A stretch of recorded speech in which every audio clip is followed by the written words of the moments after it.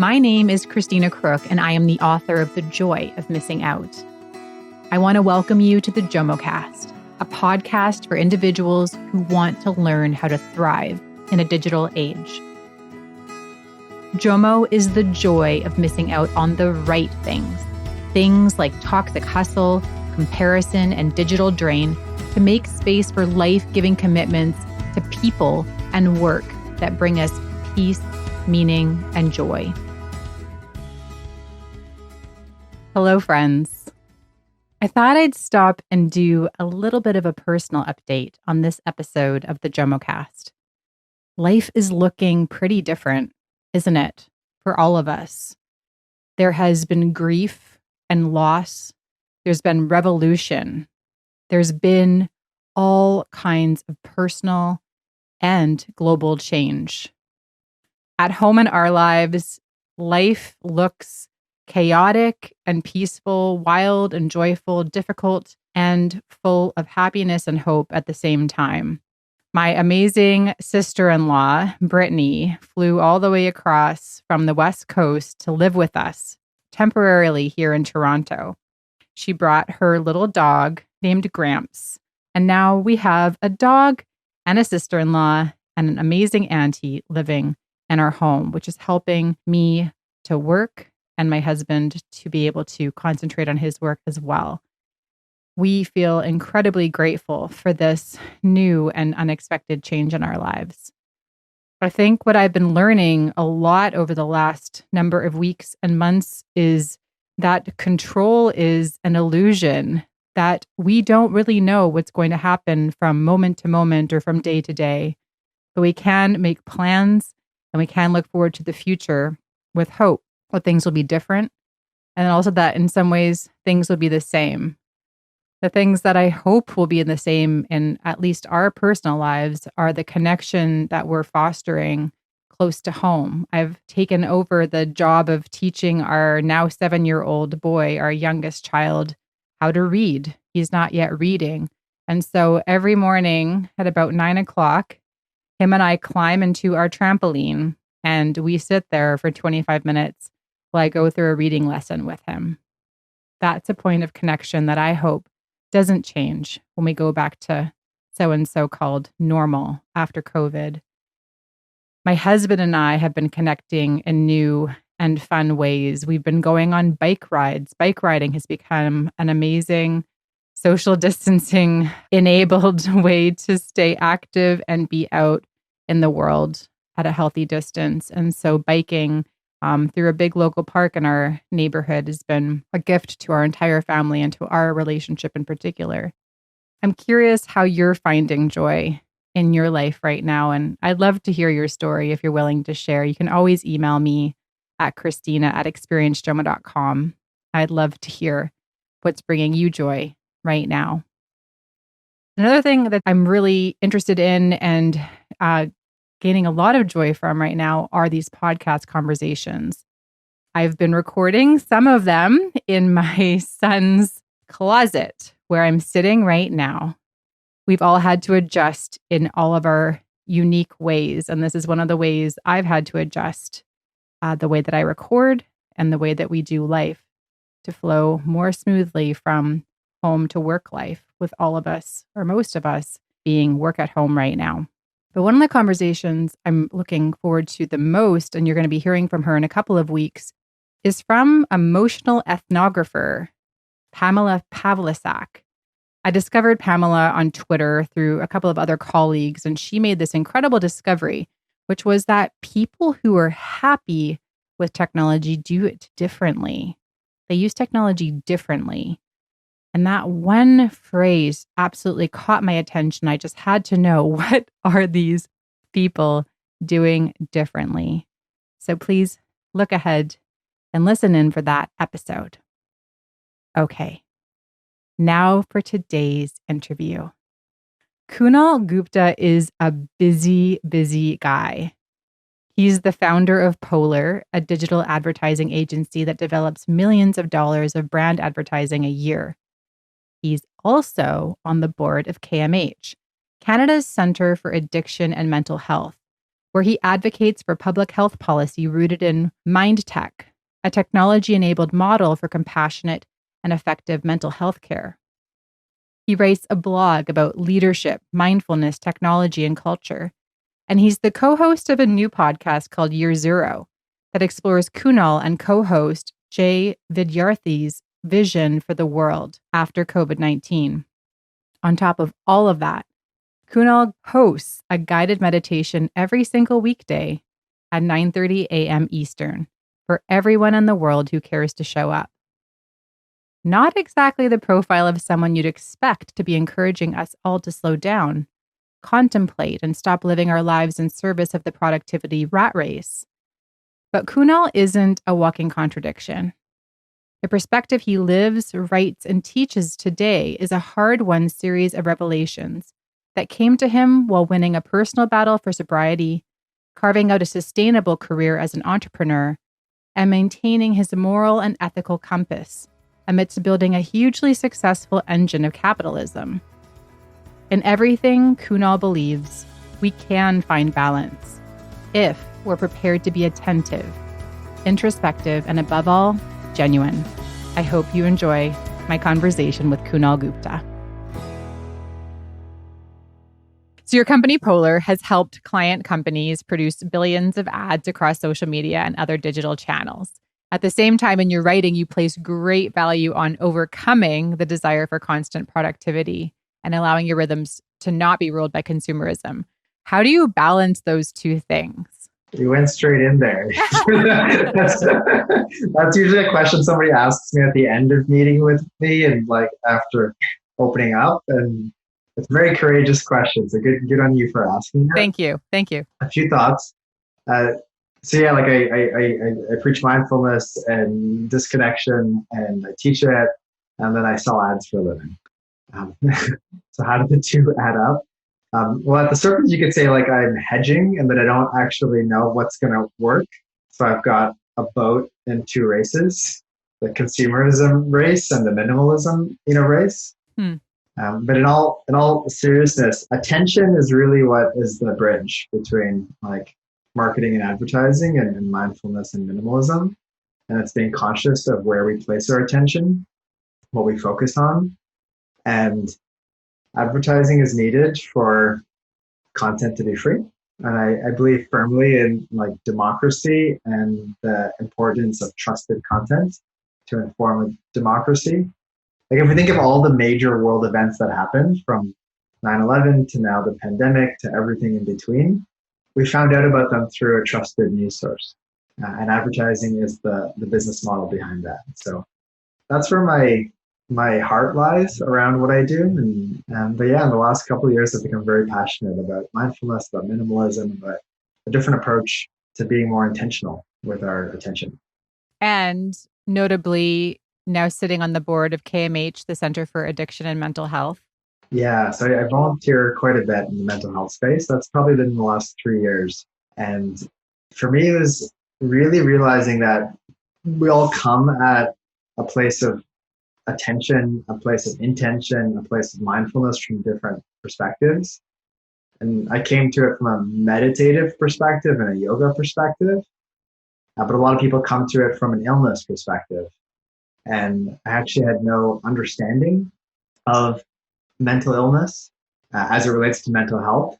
So when I was approached to be involved specifically with CAMH, which is a 3,000 person mental health organization, 900 researchers, one of the biggest teams in the world, I was really drawn to help and to learn. And it's been so much fun learning. And it's very clear, like we had a board call a few days ago, it's very clear there's so much work to do. And this moment that we're in right now has just brought that to the forefront. Yeah. I'll just be candid that I've personally started meeting with my therapist, actually a new therapist, once a week during the season of COVID. And I think most people I know are struggling in some way with their mental health, even people that would consider themselves to be fairly consistent, stable people that haven't, actively struggled in the past. So yeah, such an incredible resource in KMH. In your writing about your conceptual framework of future mental health service, which you called mindtech, Mhm. you say that the very concept of mental health needs to be redefined. What do you feel is the more functional definition of mental health for the present and future, and why does the definition matter? Yeah, that's a great question. Thank you for asking it. Very passionate about this. When I started to officially be involved in the mental health space, I started to ask people the simple question, what is mental health to you?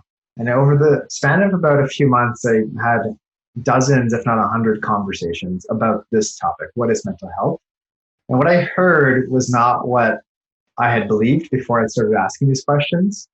Mental health historically has been associated with mental illness. Mental illness is real. It affects a small portion of the population, and it does require like medical treatments and trained professionals to support people through their journey of recovery. There's mental wellness, which is a really much bigger part of the population that I heard reflected back to me when I asked about mental health. And that's our emotional, psychological well being on a day to day basis, moment by moment. And then there's mental performance, which is really a strong, attentive, intentive, proactive effort, almost like a pro athlete, a sports car where you're fine tuning performance. And that's where the qualities of focus and concentration come into play. So I think of mental health as all of these things: illness, wellness, and performance. Hmm. And we all have mental health, and we all experience symptoms of an illness, symptoms of wellness, symptoms of performance. Like when we're in a state of flow and we're going through things, we're actually experiencing mental performance. Or if we're feeling anxious about something, if we're feeling very relaxed, very joyful, we're experiencing mental wellness. Or at times where we're feeling a sense of hopelessness, we're feeling it difficult to wake up in the morning, difficult to feel motivated to do our work, or feeling agitated on a continuous basis by a specific topic, we're experiencing symptoms of mental illness. Hmm. I really like this framework, this definition of mental health as broad as we all have it. On my website, I have this bell curve and really showing like the population or the amount of times we experience different parts along this framework. I'll share that in the show notes. I'd love to take a closer look at that myself personally. Thank you so much for that. This is super helpful and incredibly crucial, I think, for us to understand more deeply and more broadly what mental health means. And I love these categories of mental wellness, mental illness, even mental performance. You know, it's not sort of this one category. At least that's what I'm hearing you. I think I'm hearing you say. Yeah, completely.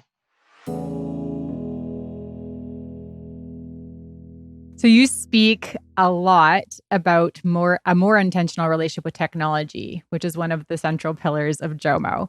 Does it seem to you that the very nature of markets encourages us to be less intentional in our consumption of everything? And if so, how can these forces coexist?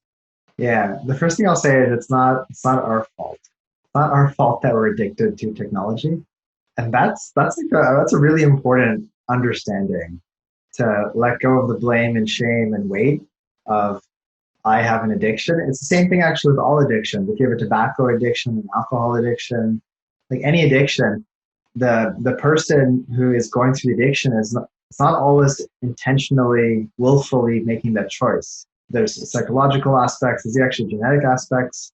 So if you look at addictions research, which I've been exposed to a little bit, I'm curious to explore more of. It's not our fault. I think the attention economy, my friend Jay, he writes a lot about that. The attention economy is very clearly designed against us. It's not built for us. We are the product and our attention is being sold. I think there's a difference, like with there's two ways that I've learned, we learn intellectually. So somebody listening to this conversation is purely at an intellectual level. And the second way we learn is experientially.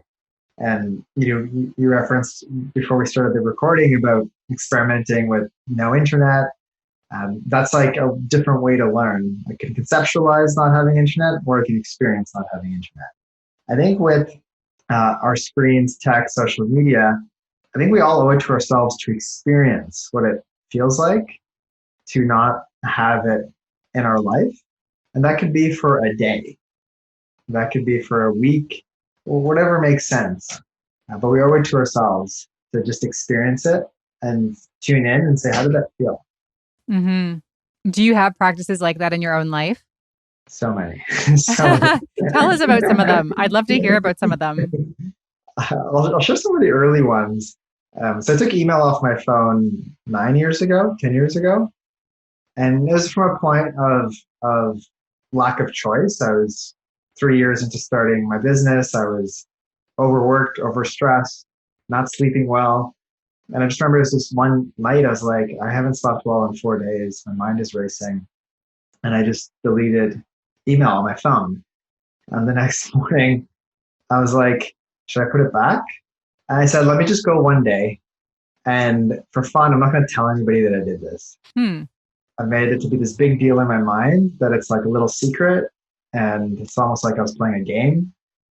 And then I went through the whole day. Nobody said anything, surprise. Nobody noticed. I felt a little more calm and a little more focused. And I thought, you know what? I kind of liked how I felt today. Let me go another day. And then that became a week, and that became a month, and that became a quarter, that became a year, and still nobody knew. And I was fascinated. I was like, nobody cares that I don't have email on my phone. And I'm running a company. I think of myself to be all important. I'm not as important as I think I am. And then after 4 years, I actually is the moment I told my team that I've been doing this practice. And I shared it to encourage others to do it as well. And a number of people in that town hall, like literally in the session, took email off their phone because they were inspired. At our company Christmas party a few months later, somebody on my team, his wife came up to me and just said, thank you. Wow. And she said, so-and-so is actually present with the kids now at dinner. And I dug into it and I realized it's because he took email off of his phone. So this is like years and years ago, and that practice has stuck. I say, obviously, I don't use social media, but I don't use social media. I write research reports on Facebook and Twitter and understand how the sausage is made completely. And for that reason and more, I don't actually use it. Actually, on social media, there's, I haven't published this yet, but there's a framework that I see. There's 3 ways to use social media. The first way is as a consumer. And there's 3 billion people that use social media as a consumer. The second way is as a consumer and as a creator. And I suspect it's about 10%. So it's about 300 million. And as a creator means creating something original. Doesn't mean liking or commenting. Right. I mean, it's creating something original. So I think about 300 million people in the world are creating original content on social media. And then I think 10% of that, so maybe 30 million people are only using social media as creators and not as consumers. And I fall into that bucket. I do not consume anything on social media. I don't scroll my feeds. I don't respond to messages. But I do post my blog posts. I do post my original thoughts. And that's super healthy for mental health because it's a form of expression, a form of creativity, a form of sharing, identity building in a positive way, an intentional way. I think to create original content and thought and to consume is probably neutral on mental health. And to only consume, which is 2.7 billion people, is very negative. Lots of studies to prove that. I love that framework. I've never considered it that way before. It's so clear using it in those different ways. I absolutely think that aiming to be a creator of things, I hate the word content. It just feels a little dirty to me. But being a maker, being a creator and sharing those things, actively in this space is absolutely life-giving, enlivening, and supports our mental well-being. I mean, what I wrote about this past weekend, I don't know if you had a chance to read it yet, but I wrote about unconscious expression. So you take, you just said content to creator. I'll take it a step further, creator to expression. And expression happens, as I'm recently reflecting on, expression happens in every moment. Consciously when I'm writing a blog post or recording this conversation, but unconsciously in everything else. And if we see everything as an expression of who we are and our identity, it's actually quite beautiful to experience, to observe like the unconscious expression that happens versus only the conscious expression.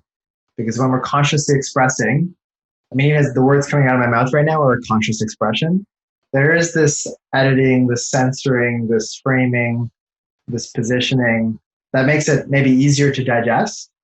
it's hopefully reflective of my views and opinions, but there is some consciousness to how is this being received, which I'm curious to explore, the unconscious expressions and see where I'm not even concerned about how is it being received.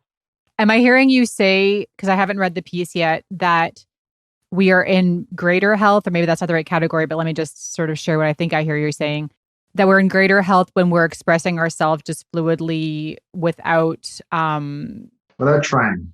Without having sort of a self-critical lens. We're just doing it, we're in flow. Because what ends up happening on social media most of the time, and not just social media, but just publicly, whether we're publicly in person or publicly online, is it is a presentation of self, right? We are consciously choosing what we're going to say, how we're going to say it. Is it audio? Is it video? Is it text? How we package it. So are you saying that there is a way to unconsciously express ourselves online? Yeah, just to get out of our own way. If we get out of our own We have way. to stop trying. Let's stop trying so hard. I like it. I've made it a practice. I go in and out, but I've made it a practice now of not looking at any digital analytics. And like as an aside, my company Polar, part of our product is to provide analytics. So for me to be like the creator of software that provides analytics, to say like I'm trying actually not to use, mine and other software that track analytics, because I realize it kind of distorts my experience as a creator. Absolutely. I had a friend of mine just published her fourth or fifth book. I can't remember.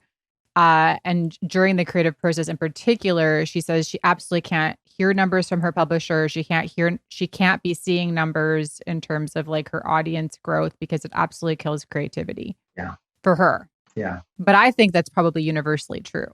It's a different part of our brain, right? The analytical versus insight, left versus right. Left brain analytical, right brain creative. So to be creating a video, an image, some text, some copy, ideally we're bringing our creative, our right side brain to it. But then to be looking at how many likes or page views or video views we got is now our left side brain. So it's kind of confusing. Right. With that, because I haven't studied this, I'm very curious to learn more about it. But is that kind of what would happen during like unitasking versus multitasking? Like we're not staying sort of on one side and getting into flow when we're switching back and forth? Yeah, I wrote a whole piece 2 years ago. Multitasking is a myth. Let's actually try a little exercise together right now. Okay. Humor me. Yeah. So I would like you to count to 15 as fast as you can. Hold on, I need to actually time this on my phone. So bring out your competitive side with yourself. So count to 15. I'm timing it. Go. 1, 2, 3, 4, 5, 6, 7, 8, 9, 10, 11, 12, 13, 14, 15. Okay, so 4 seconds. Good job. And now recite to me the first 15 letters of the alphabet, which is A to N. Go. A, B, C, D, E, F, G, H, I, J, K, L, M, N. Okay. 4 seconds as well. So you just did 2 separate tasks. You counted the first 15 numbers, first 15 alphabets. Now I want you to multitask. I want you to tell me the first number and the first letter, the second number and the second letter.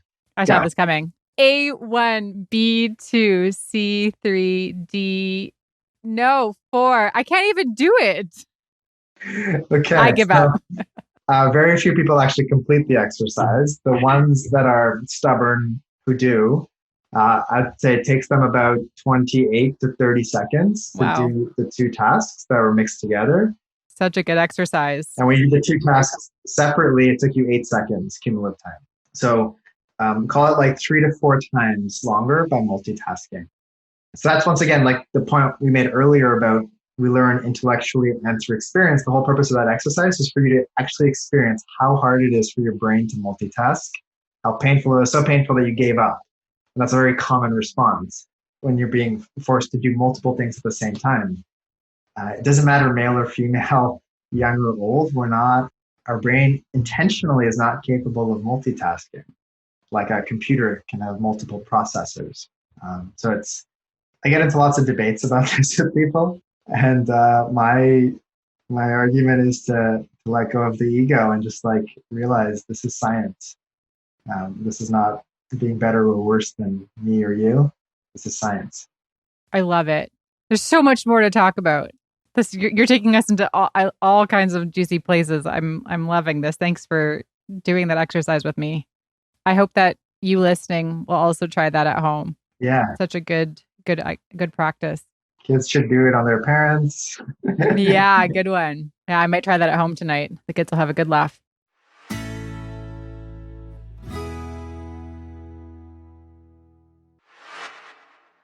The JOMOcast is 100% listener supported. Each episode takes about 40 hours to create and involves the work of our composer and producer, Tom. Hello. Social media lead, Rebecca. Hello.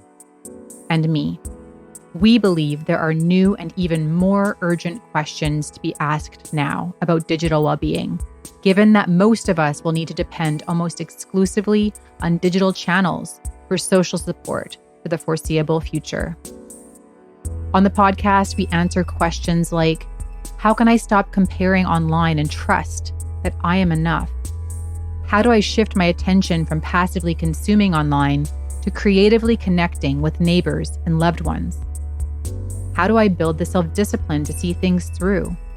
How do I stay on track, doing the things I say I want to do without getting hijacked online? How do I make space for rest and play? How do I succeed in life without burning out?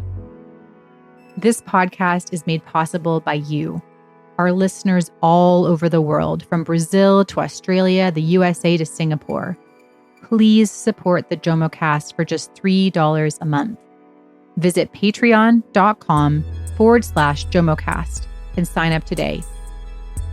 You will get JOMO swag and a handwritten note of thanks from me in the mail, a shout out on the podcast, and a place on the JOMO wall of thanks for all of time. You'll also have the opportunity to ask future guests your questions. To sign up, go to patreon.com/JOMOcast. That's patreon.com/JOMOcast. Thank you for supporting the content that supports you. And a shout out to new patron Louise Mullig. Thank you so much for your support of the JOMOcast. So you recently wrote that the desire to be productive can be superseded with another desire. I love that because I am often thinking about when we talk about taking people offline, which is something that it sort of was at the beginning of my work. It's becoming less and less about my work. But when you ask people to remove something like Instagram on their phone or whatever a worst offending, bad digital practice would be, people kind of go into an anxiety and panic. So I've learned over time that you need to replace that with something. So when I read this line from you, I automatically was like, yes. So you wrote, quote, the desire to be productive can be superseded with another desire, the desire to connect more deeply with this present moment, with all of its peace and suffering.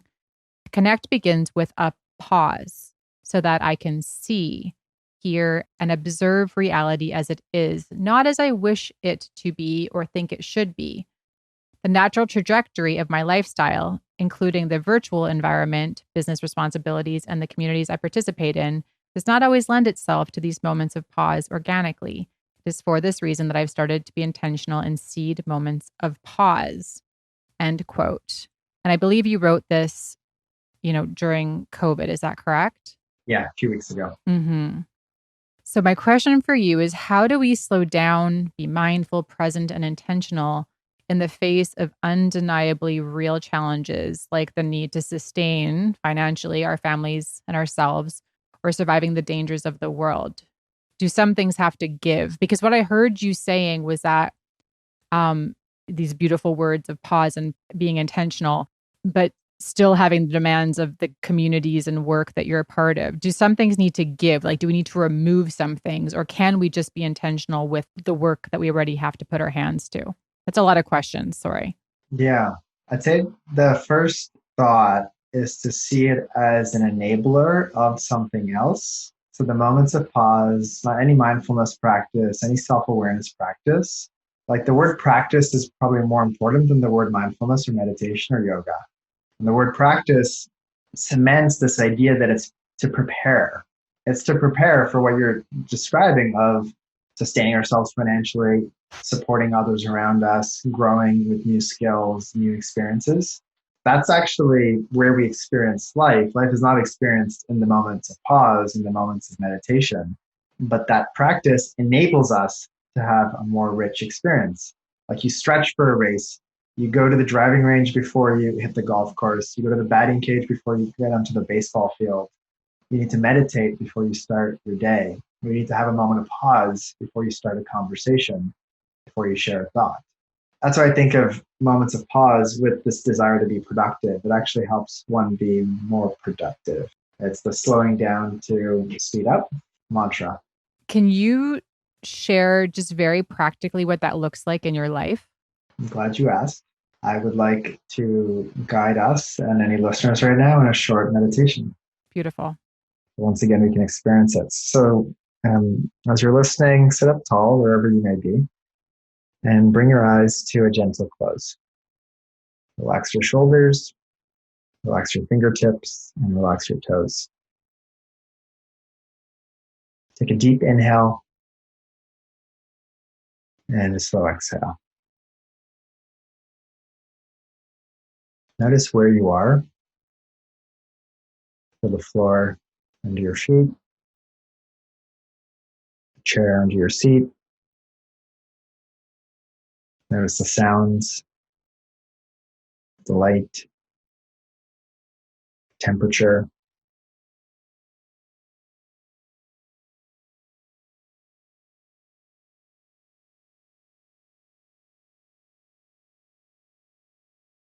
Now that you know where you are, begin to settle into your body. Notice the weight of your legs,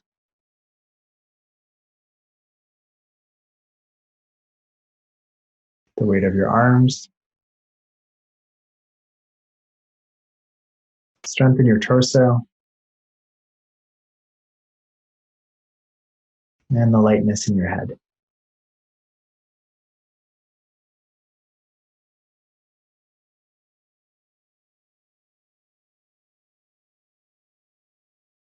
Take another deep inhale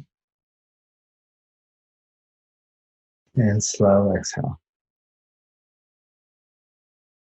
Wiggle your fingers, wiggle your toes as you open your eyes and come back to your space.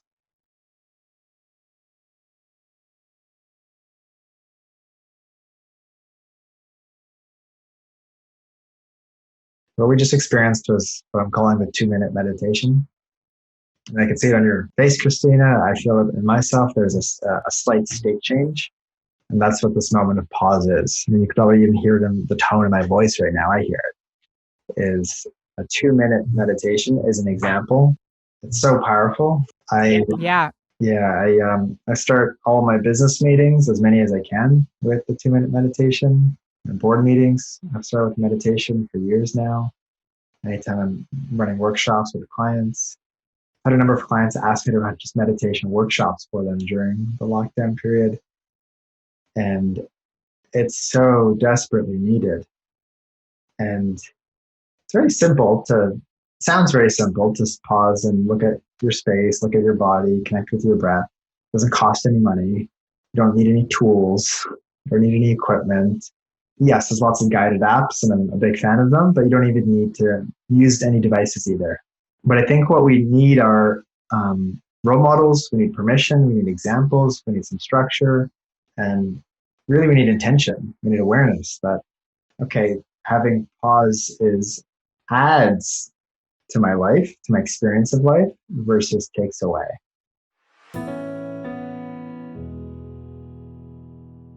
Yeah, I think particularly kind of circling back to the beginning of our conversation about attention, that we need these types of practices more than ever because we are being pulled out of the present moment constantly. And we're not even mostly in our bodies most of the time.